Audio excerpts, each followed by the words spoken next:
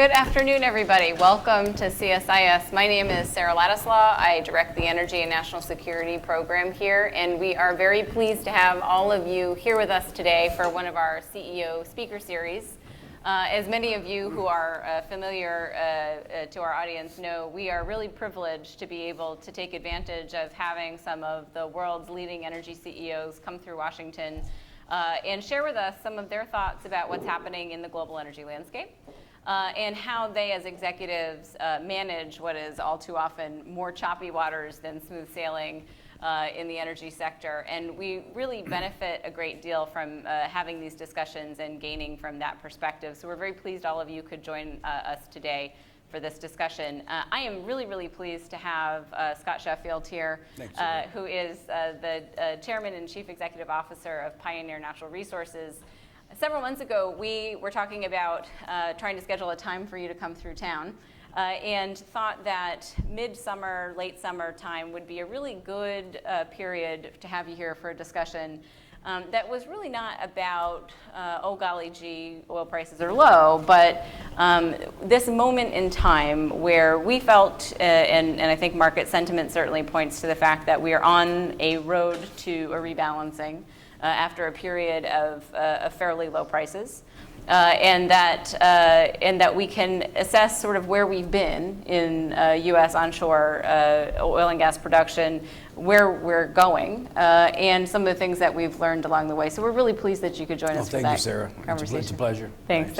So for those of you, many of you know Pioneer Natural Resources. I'm going to let Scott sort of describe the company to you a little bit, but Pioneer is one of the large independent oil and gas producers in the United States, primarily focused on the Permian Basin and Eagle Ford and southwestern Texas, but also producing gas in the Panhandle and southeastern part of Colorado. And I'm just going to give you a couple of their stats that I learned from their recent investor meeting presentation that they give. An enterprise value of about $25 billion, employing about 4,000 people, and producing over 200,000 barrels a day of oil equivalent. Not to brag on you too much, but for you and your competitors and your peers, you're a fairly strong and well-positioned financial and production company. So what else should we know about Pioneer beyond your stats? Yeah, I think after going through, this is my fifth downturn. Since I called 1981 my first one, after graduating from University of Texas in '75. But after going through a series of downturns, you learn a couple things. One, you need to have a great balance sheet in this industry, because about every 7 years, I don't know, there's nothing magic about 7 years, but there's a downturn. Whether it's 7 years or 9 years, there seems to be a downturn, either caused by too much supply or caused by something like the mortgage crisis 6-7 years ago. So you have to be prepared for that. And so besides hedging, good hedging, we're probably the most aggressive company of the large companies in hedging. And a great balance sheet and being in the best places is sort of the key to our success, and then our people.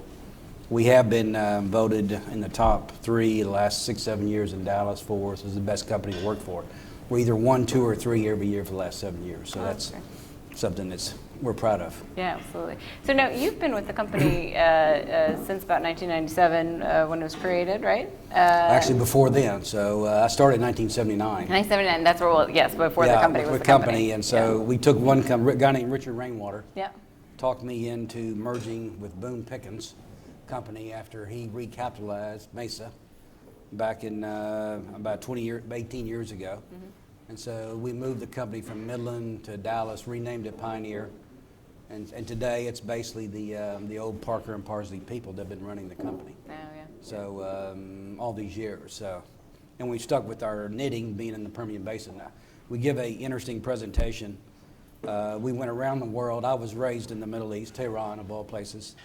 And so that's where I got my international roots. So when we thought the U.S. was drilled up, we took the company international. And we had 60% of our production international. And then when the Barnett Shale started coming about, we were surrounded by the Barnett Shale. we decided at that point in time to divest of all of our international assets and refocus on West Texas, refocus on South Texas, the Eagle Ford. And so we were surprised. It was a home run for us to make that strategic change, even though the market, when you make a strategic change, the market didn't like us for about 2 or 3, 4 years. So.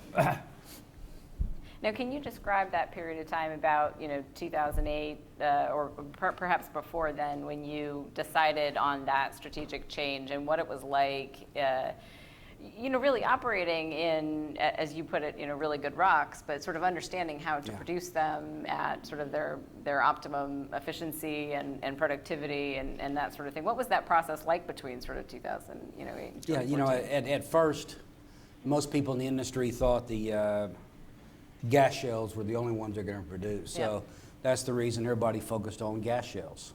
Nobody focused on oil shales. So people thought that oil will not move. It's thicker. It can't move as fast, and there's just no way that oil is going to move. And that's why the Eagle Ford and especially the Permian started sort of later than most of the other shale plays.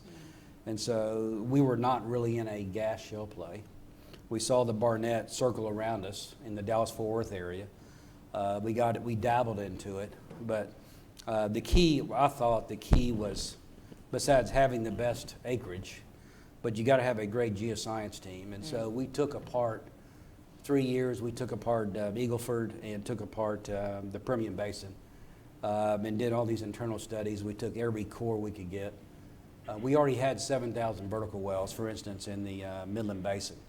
And so when you have 7,000 vertical wells, you have a lot of history. We went to the University of Texas into their core labs, and we got essentially every core that we could get that was drilled.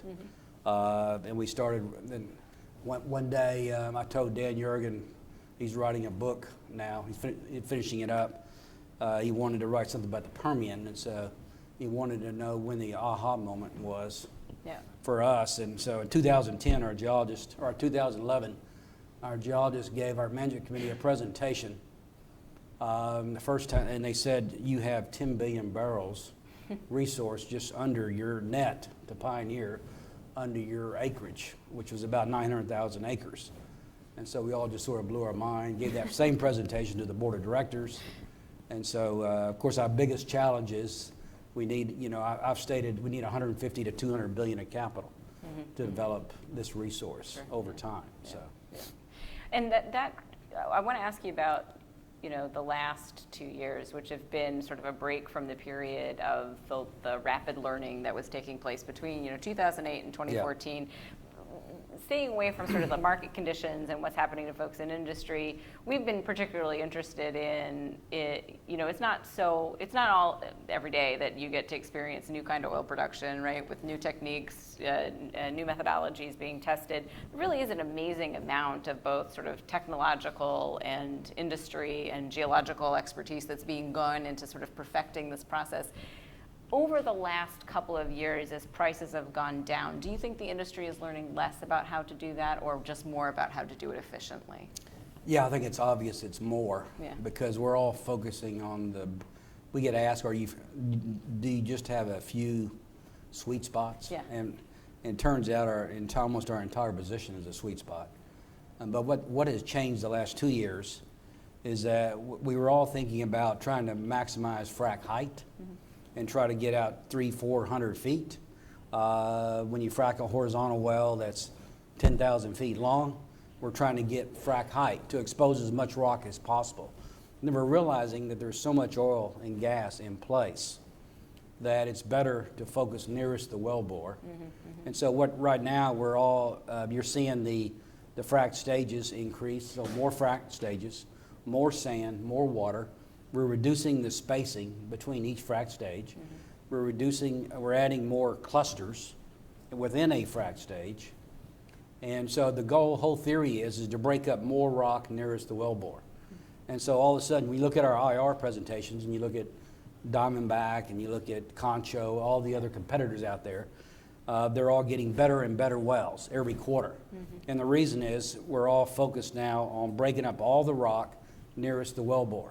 So try to capture as much oil in place nearest the wellbore versus trying to go out 400 feet. And so we're getting, every quarter we're announcing better and better wells. So, so the whole industry, and they're doing this in the Marcellus, they're doing this in the Utica with a few rigs they're running. But everybody has changed their mindset, break up all the rock nearest the horizontal wellbore because there's so much oil in place. And is that causing any, are there any kind of unique either infrastructure or materials kind of bottlenecks that go along with that new approach, or is it actually a more efficient use of some of the resources you were using It's before? more efficient use. I mean, the 13-14 boom caused us to analyze at Pioneer every item because during a boom time it's tougher. Yeah. And so we're the first company to sit there and go to wastewater from the cities of Midland and Odessa. So our goal is not to use fresh water at some point in time. It'll probably be 3, 4, 5 years from now. But we want to use the treated wastewater that we frack with. We re-inject. We're not having, I may get the seismicity or earthquake question, but we do not have earthquakes or issues out in West Texas. We do re-inject. We do treat a lot of our water and recycle it, but we also re-inject it back into a non-producing formation, a combination of both. We would like to get to some point where we use no fresh water and also recycle every bit of water that we frack with. Jeez, yeah. So I mentioned the last 2 years, and clearly that's been a big focus. I was looking at the EIA latest estimates of being down about like 1.1 million barrels a day in the U.S. since April 2015, and it's been hard on the industry writ large. But you've mentioned this is the 5th oil downturn that you've been part of. How have you seen this particular downturn affect the industry that you're involved in, and what have been some of the main strategies you guys have had for being able to weather that period of time? Yeah. You did mention the balance sheets things and the like, but how has it really affected some of your peers and competitors as well? Well, I think people were more caught off by surprise. Yeah. I mean, OPEC has normally reacted by cutting production. I think too many people expected in October 14 for them to cut production and some type of agreement. It didn't happen, and I think people were surprised when it went to 45, then back up to 60. I think in late spring of 2015. So people said, okay, we're going to be at $60 for a while. So the rig count stopped dropping. People, kept going, and then all of a sudden you wake up and it's $25 crude in first part of this year. And so from a standpoint of our competitors, this is the worst balance sheets I've seen. There's been 85 bankruptcies, $62 billion worth in North America. That's just upstream. I don't have the service side, which is much worse. So the balance sheets are probably worse off than I've seen it even back in the early 80s. So even the majors, they spent billions and billions of dollars on LNG projects, exploration projects around the world. And what's interesting, Pioneer actually has more cash on our balance sheet than most of the majors today. So people were caught by surprise. That's why there hasn't been a lot of M&A activity. Yeah. In my opinion, when people ask about M&A activity, there hasn't been a lot because there's just too much debt on the balance sheet. And again, the people there has been $33 billion of equity raised. Most of the equity raised has been raised by Permian Basin companies. They've kept the best balance sheets. We have 40% of the rigs in the country still drilling in the Permian Basin. But it just happens that most of the Permian Basin companies have kept great balance sheets. The 5 or 6 in the Midland Basin and another 4 or 5 in the Delaware Basin. And so I think the strategies is really good hedging. A lot of bigger companies are talking about whether or not they should be hedging. Obviously, today's price you don't want to hedge. But when it does rebound in the next 24 months, as it continues to increase, then I think more and more people will hedge.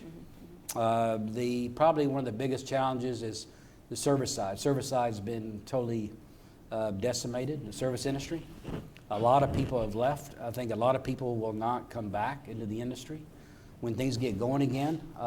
It's going to take a lot longer.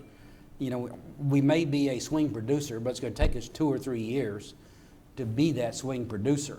So once we see $60 oil, I think you'll start seeing a lot of rigs start coming back.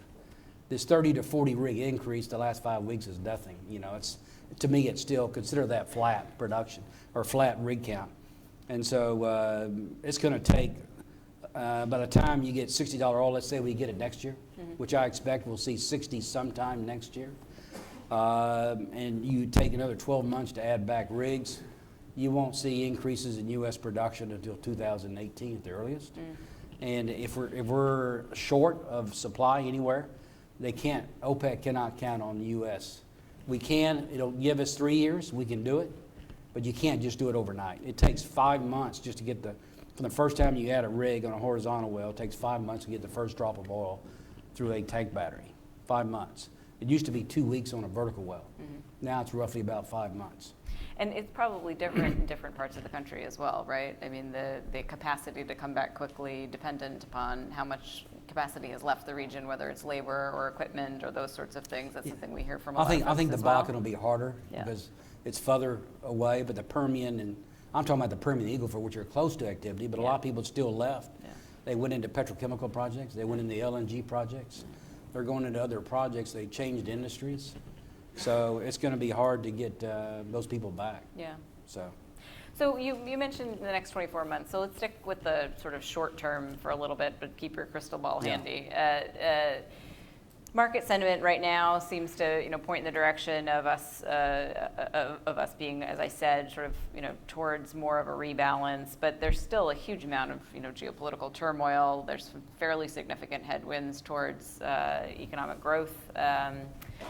So a lot of uncertainty in the outlook as well. When you think about the next year to 18 months to 24 months, what are some of the key things that you're looking at to sort of understand whether this is a real and organic recovery and something that's sustainable over a longer period, where you think more people will be investing, that you'll see a lot more of what it takes to sort of mobilize a return to a more significant increase in U.S. tight oil production in the United States versus something that's going to look a little shakier, a little lower, and more volatile for longer? And what's the difference? I mean, does it really matter in terms of how the industry is positioning?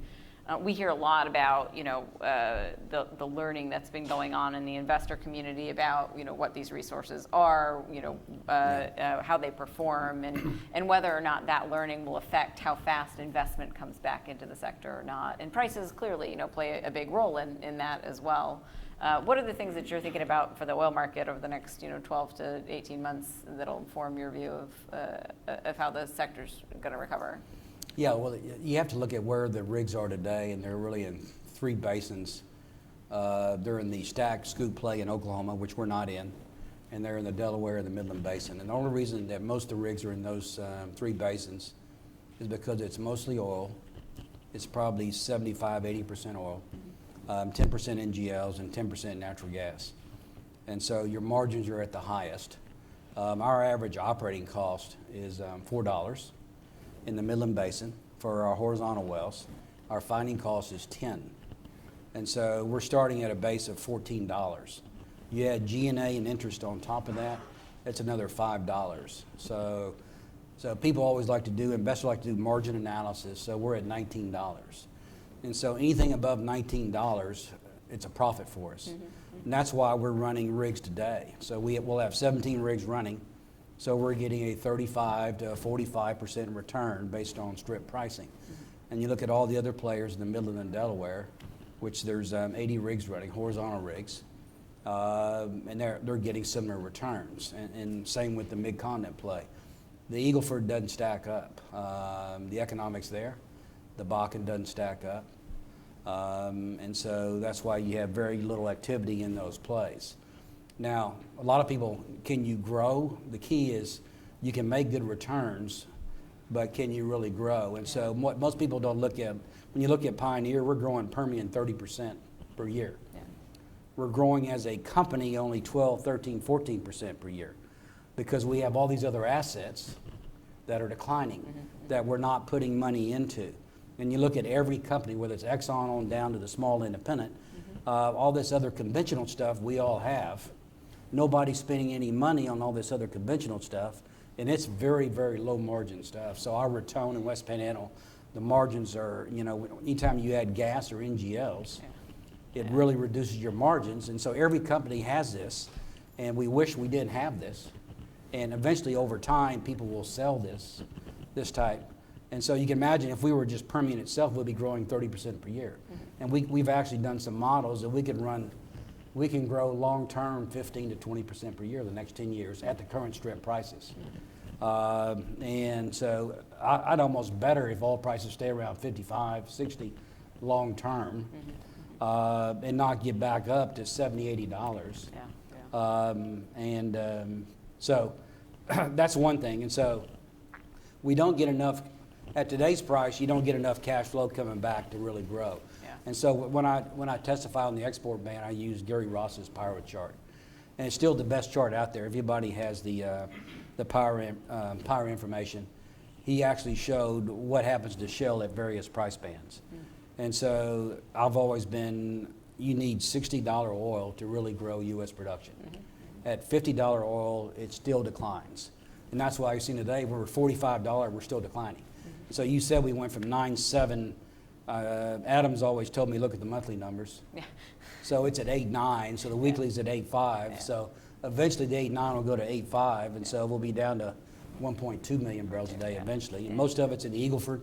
Eagle Ford makes up 500,000 barrels a day of it. Bakken is 200,000, so that's 700,000 barrels a day. And Eagle Ford's gone from 225 rigs down to about 30.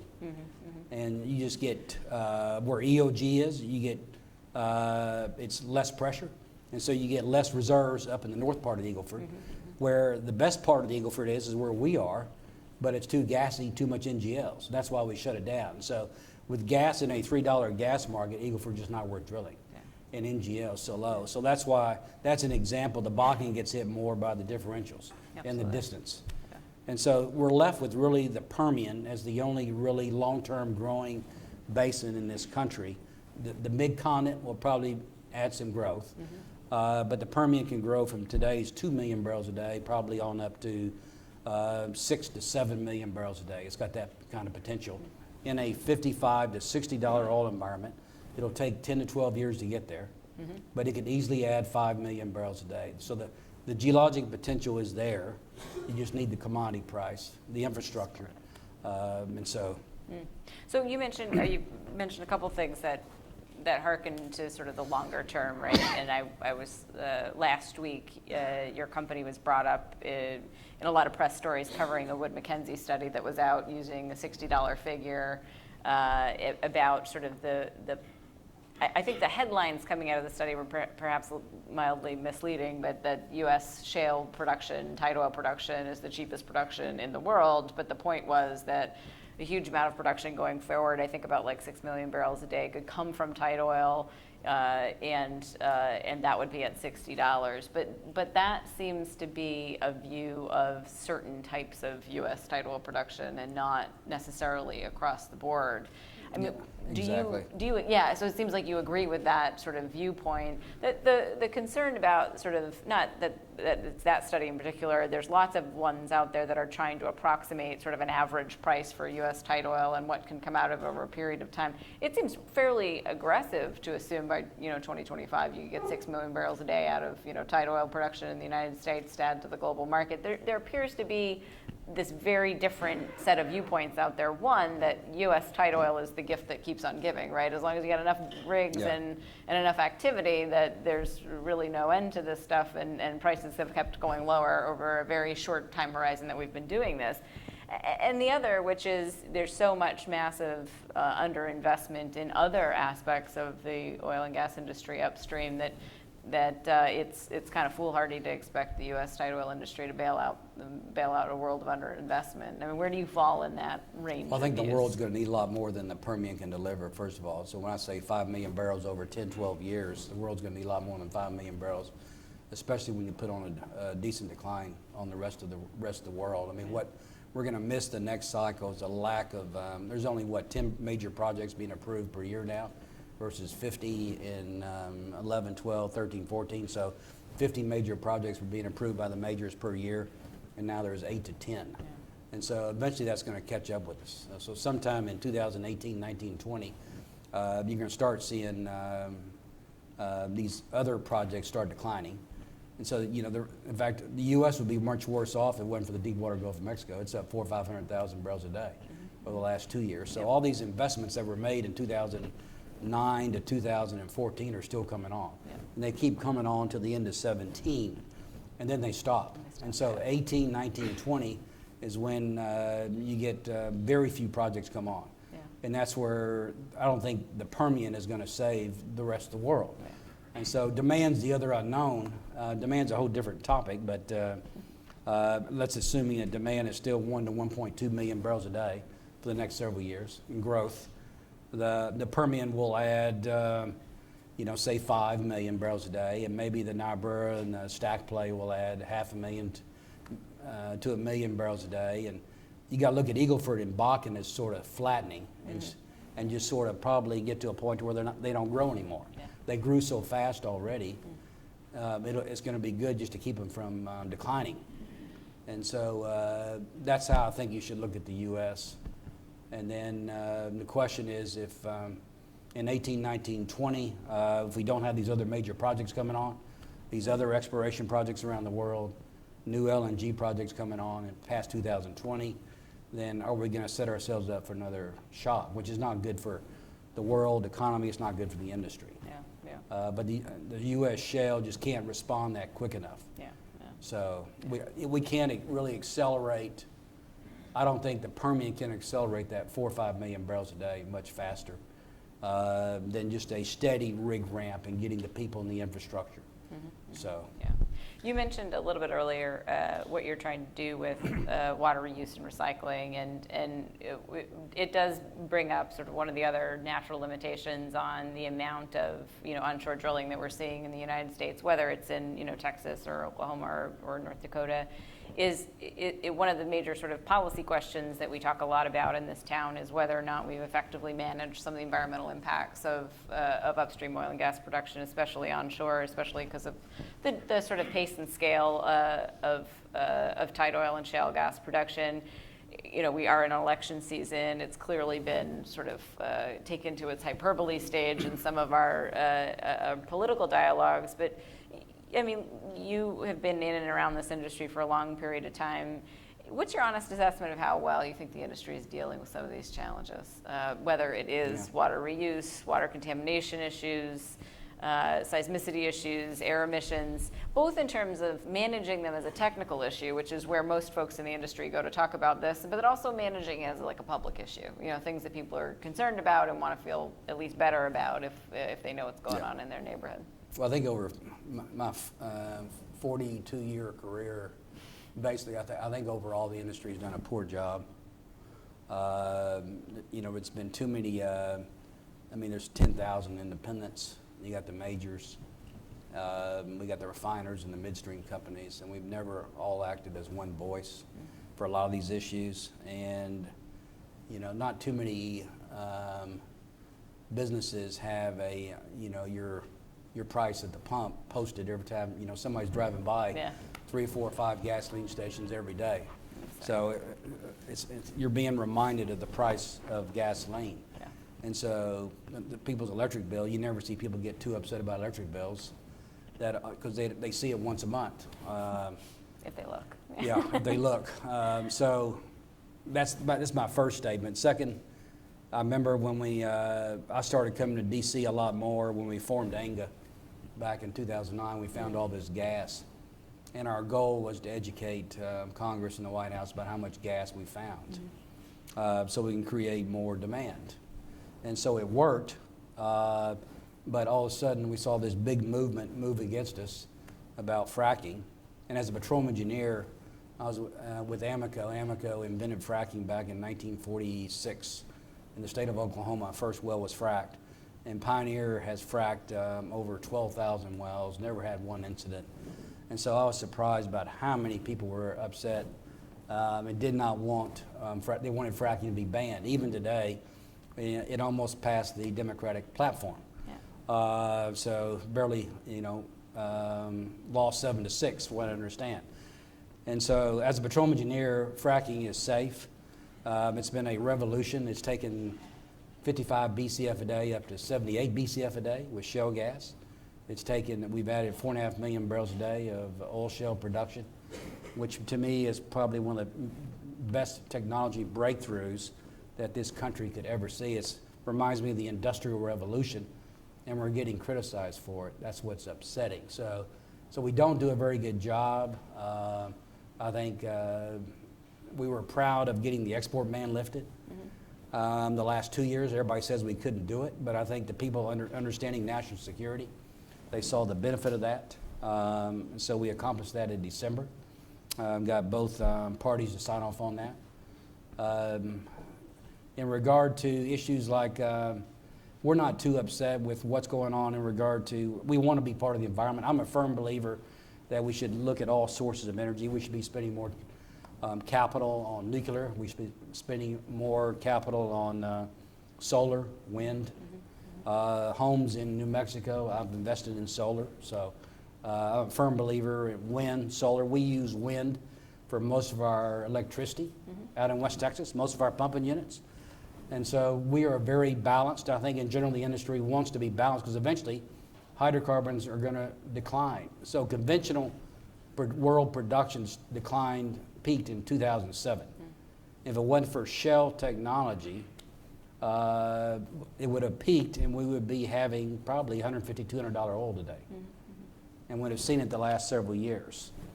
And so how long will shale go on? It'll go on for a period of time.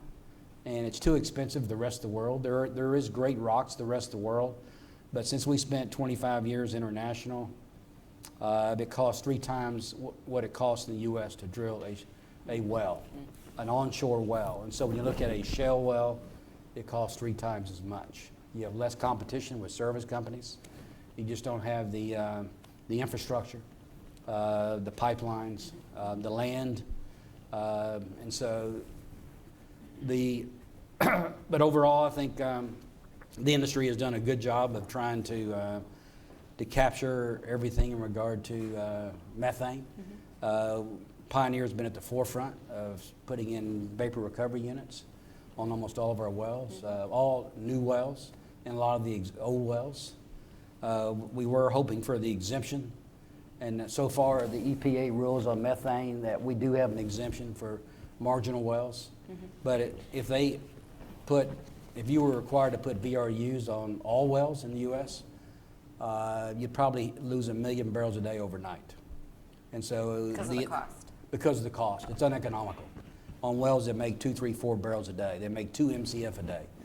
And so the amount of gas that is being flared is insignificant. A flare gun could not even measure it. And so it's just a question how far they take these rules in the future. But if they took them too far, we'd have to plug immediately 1 million barrels a day. You'd be importing. And most people don't realize we've gone from less than about 6.5 million barrels a day to over 8 million barrels a day imports. So guess who's made up the decline in U.S. production? The Middle East. So. Well, listen, I want to open it up for people to ask you questions as well, but you did mention a minute ago that you've been in the industry for 42 years, is that what you said? So, and you've decided you're not going to ride out the next downturn as CEO. Next 10 years as CEO, exactly. So we, both in the audience here and then certainly people who watch the webcast, a lot of people who are involved in the industry and want to make a future in the industry. I just wanted to ask you 3 questions for you to share some of your wisdom with folks. First is, what's changed the most about the industry since you started? The second is, what do you expect to change the most going forward, so people can be prepared for that? And then what advice do you have for young professionals in the oil and gas industry about how to approach their career if they're starting out today? The first question is, what's changed the most? What has changed the most since the time you've been involved? Well, obviously the last 7, 8 years, shale technology has been the most. Has been the most. You sort of look at 3D, and look at horizontal drilling. It's been going on for 20, 25 years. But we're taught in schools, one of the best, I went to one of the best schools, University of Texas.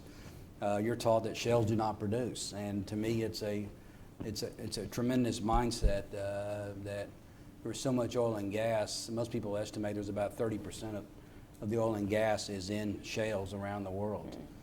And so that technology was probably the greatest success.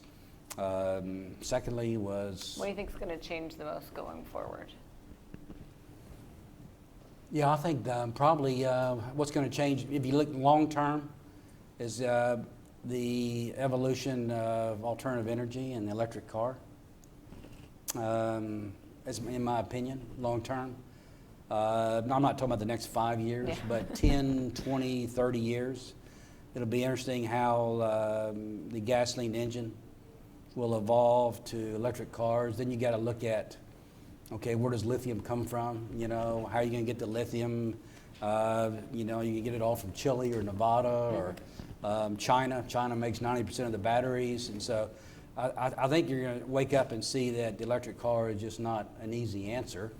But I think the movement on electric cars, you know, I've got kids in California that they're moving toward electric cars, you know, so it's the first thing they think of, to buy an electric car. And so I've been in a Tesla, and it's quiet, it's nice. But you can, it only go to, in Texas, it's not going to take you very far on a highway.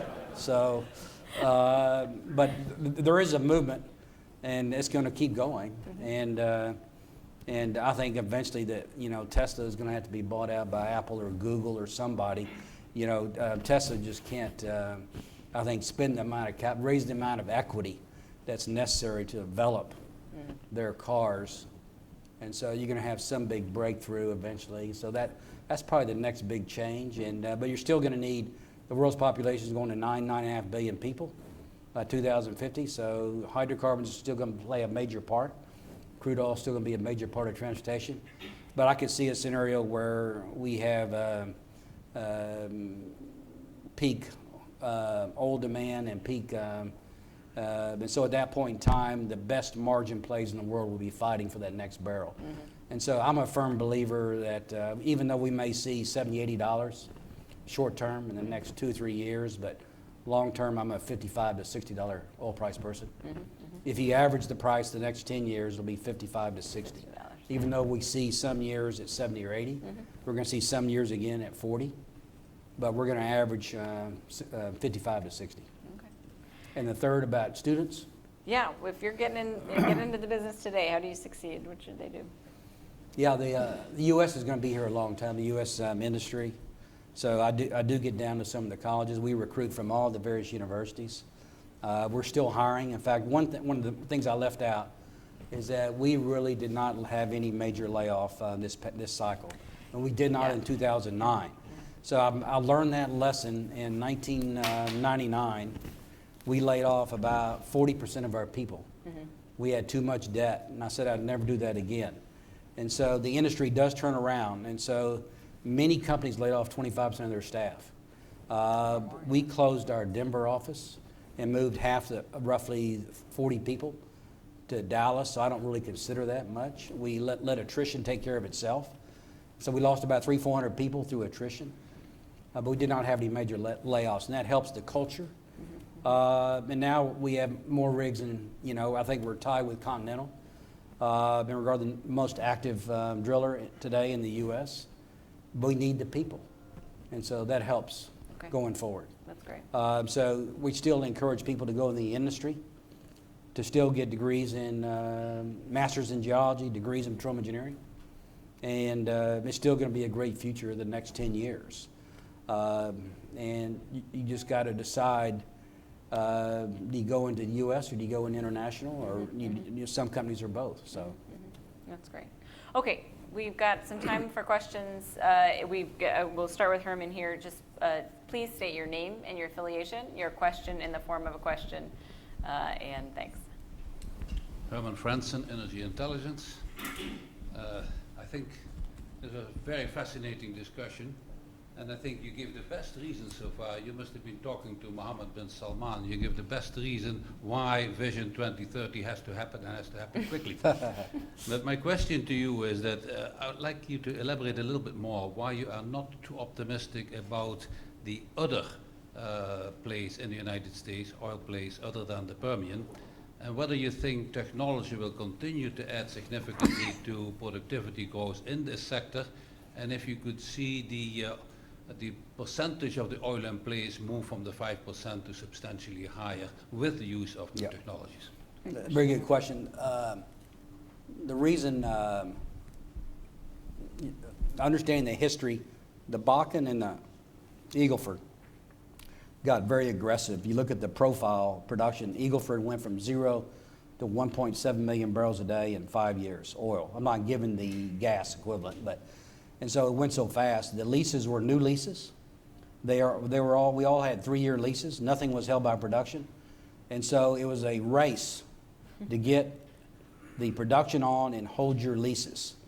So a lot of us did joint ventures. We did joint ventures with Reliance out of Mumbai to protect our leases because we weren't big enough to hold our leases. And so there was a race in the Bakken and the Eagle Ford to drill it up as fast as possible to hold your leases. And so normally it probably wouldn't have been drilled as fast.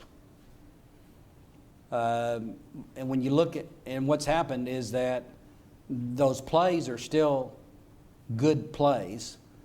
But I told you already the Bakken has a differential issue and they're further away from the market, from the Gulf Coast. And the Eagle Ford has too much gas and NGLs in general. And so there's reasons why the economics aren't as good. When prices come back to 55 or 60, you'll see rigs go back to work there, but they'll be lucky to keep production flat. So like Bakken Eagle Ford got up to 1.7 million barrels a day. It's down to 1.2 million barrels a day. It's still dropping. The EIA expects it to drop to 1 million barrels a day.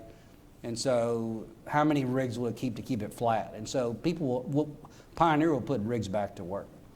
So that's an example of the Eagle Ford. So there's still, now the Permian, we have a slide, if you go to our investor deck, that shows the reason why the Permian is the mother lode. And its factors 4,000 feet of shales. So we have 4,000 feet, we have 12 to 14 zones to play with. The Eagle Ford is only 1 to 2 zones. It's only 250 feet thick. The Bakken's only 200 feet thick, a couple zones. And so the reason the Permian sticks out is that it's 4,000 feet of shales. And so people will be drilling that for the next 100 years. So the field we've been drilling on was discovered in 1943. And it'll still be drilled, I tell people it'll still be drilling on by their great-grandchildren that are not born yet. So it's been going on for 80 years, and it'll be going on for another 100 to 150 years, because we're going after the best 3 zones now, but then the question is, what you don't know is you need a higher oil price or new technology to go after the next zones. And so you need $70 oil to go after the next 2 or 3 zones. You need $80 oil to go after the next zones. So the question is, are we going to see that oil price to go after the next set of zones? I think, what was your last part of your question? The oil in place. That the higher price will also lead to higher recovery. Oh yeah, higher recoveries, yes. We generally will get higher recovery, and we're doing that now by fracking. As I said, we're changing our frac design the last 12, 18 months by breaking up all the rock nearest the wellbore. So that's getting more recovery, and eventually that'll lead to downspacing. And so right now in a downturn, most people are not downspacing. Downspacing is drilling 600 feet apart or 800 feet apart versus 1,000 or 1,400 feet apart. And so people will start downspacing again as prices recover. But downspacing is the best way. We use the term infill drilling, downspacing, bigger frac jobs. That's the best way to increase recovery from 5-6% up to 10. EOG has announced a EOR project, Enhanced Oil Recovery Project, in the northern part of the Eagle Ford. I have not seen the results of it, but right now I don't think there's much upside for enhanced oil recovery. Re-injecting gas to keep the reservoir pressure up, I don't think it's going to happen big scale, wide scale in the U.S. Okay, we'll start right over there, and then we'll go here next. Please wait for the mic. Yes. Oh, sorry. Hi, Mary Ann Lavelle, and I'm a writer from Inside Climate News. Okay. And I'm so struck by so much of what you talk about the economic forces. Really, these things will happen regardless of who's running the administration here in Washington, but with the convention going on and so much attention in Cleveland. I wonder if I could ask you, how important is the presidential race to the industry, and you don't see kind of the campaign finance support for Mr. Trump so far that you've seen previously from the oil and gas industry. Will we see that kind of support, or is this just kind of get your sense on how much support or endorsement there is? Thank you. Yeah, I mean, I think most of us would agree that nothing against either candidate, but we all wish there were better candidates on each side. That doesn't mean that neither person will. They both could do they may end up doing a great job. I remember the stories, about Ronald Reagan. Everybody was, shocked when what type of job was he going to do. He ended up being one of our greatest presidents, and so we can always be surprised instead of looking at the history or what people say. So I've learned to be. You got to support. The industry has historically actually done better under Democratic presidents during my 42 years, going back than under Republican presidents. And so, in fact, we used to have a slide at Pioneer.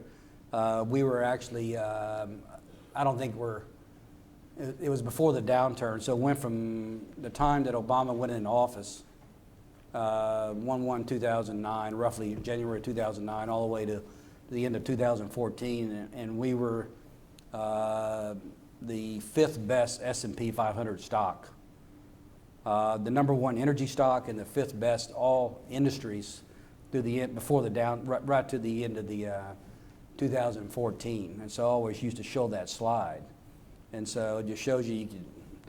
It's important to educate both sides how important it is. Energy security is always very important. Because the last thing we want is to send troops again to the Middle East. After living in Tehran, we had 12 years in Tunisia in office. We've seen what's happened to Tunisia. We got out right at the time of Arab Spring. We sold out. I was over there right after the topple of Ali bin Ali, and he left to Saudi Arabia. But what's happened with Arab Spring, throughout the whole Middle East is to me, it's Middle East is worse off than I've ever seen it. Probably worse off in 2,000 years. So I can't tell you what's going to whether or not the industry is going to support. We're going to support whoever is president. Our goal is to educate them both on the importance of a strong domestic oil and gas industry. We need to access markets. We have some of the cheapest industry now in the world, both electricity, natural gas, gasoline. It's important to have a strong industry from both economics and national security. I think the industry will eventually get behind whoever's president. I can't tell you, whether or not the industry is going to support Trump over the next 4 or 5 months. I just don't look at the numbers. So. I think the other point too, it often comes up is that, we get very wrapped up in presidential elections, but a huge amount of the regulation of onshore oil and gas happens at a state and local level, and so it's not that we're heading in sort of this binary future. There is a lot of this activity that goes on day to day in a very kind of routine manner, and we'll be there regardless of who's president, next going forward. So, okay, I think I said you, and then we'll go to Jan. So, Sungju's coming up with Shayla's going to beat you, Sungju. Don't race. Good. Thank you. Good. I'm Hai Gugaratz. I write for Argus Media. I want to go back to the point you made about hedges. And I think last time I followed your presentation was a couple of months ago. And the prices just started bouncing higher, and I think you were 50% hedged for next year, and we're kind of cautious about farther out. I wonder if your thinking has changed now that prices have been about $45, $50 for somewhat longer time. Is this enough to go back and start hedging for you as far as Pioneer goes? No, I think we're in a lull period now because the Canadian oil sands are back. Nigeria is sort of coming back, but the Delta Avenger Force is still blowing up pipelines and doing their thing. So there's still some issues in Nigeria, but production's back. Iran's up 750,000 barrels a day versus people expected 500,000 barrels a day. And you're starting to see declines And so I'm a firm believer this lack of investment is eventually going to lead to more declining conventional production.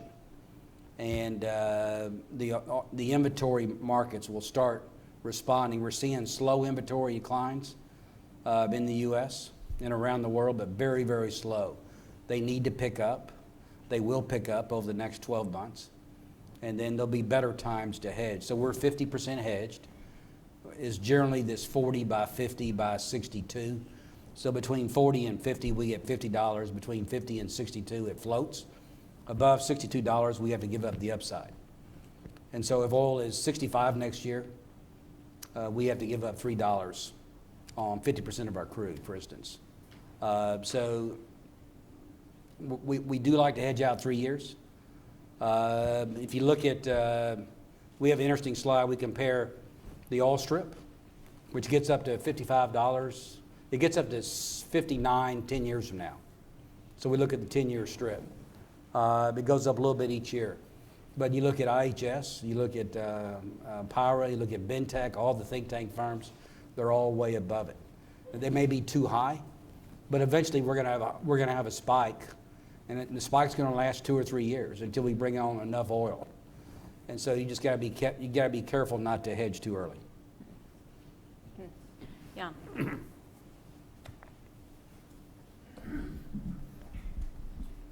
Jan Mayer's Resources for the Future. Back to technology for a minute. 2 parts. What would you like to see in technology advances in the industry on the upstream side? And do you sense that the industry writ large is still putting some money into technological advancements? Yes, Jan, it's good to see you.